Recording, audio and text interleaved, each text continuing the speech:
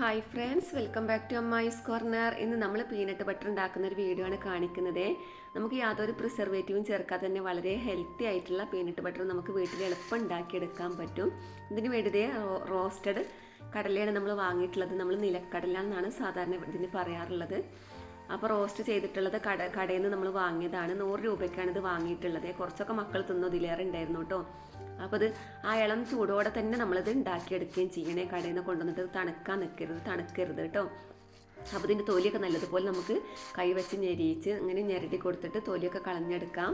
എന്നിട്ട് നമ്മളിത് മിക്സിയുടെ ചെറിയ ജാറിലേക്ക് ഇട്ട് കൊടുക്കാം. ഒരു 1/4 ഭാഗമെങ്കിലും ഇട്ട് കൊടുക്കണം, എങ്കിലേ നമുക്കിത് നല്ല സ്മൂത്തായിട്ട് അരിഞ്ഞ് കിട്ടുള്ളൂ കേട്ടോ.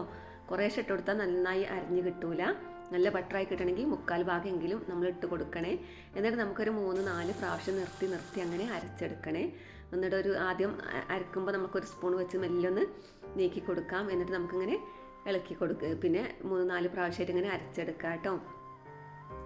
അപ്പോൾ ഇത് എത്ര നല്ലതാണെങ്കിലും കൂടിയും അമിതമായ വണ്ണുള്ളവർ, കൊളസ്ട്രോളിൻ്റെ പ്രശ്നമുള്ളവരൊന്നും കഴിക്കുന്ന അത്ര നല്ലതൊന്നുമല്ലേ.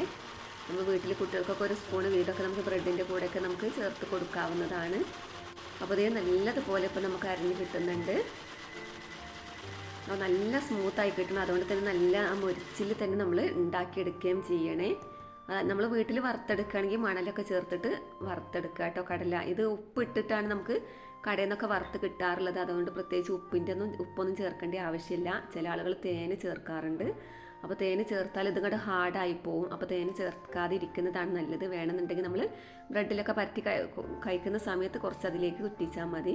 അപ്പോൾ അതേ നമ്മുടെ പീനട്ട് ബട്ടർ ഇവിടെ തയ്യാറായിട്ടുണ്ട്. ഇത്രയൊക്കെ വളരെ എളുപ്പമാണ് ഉണ്ടാക്കാൻ.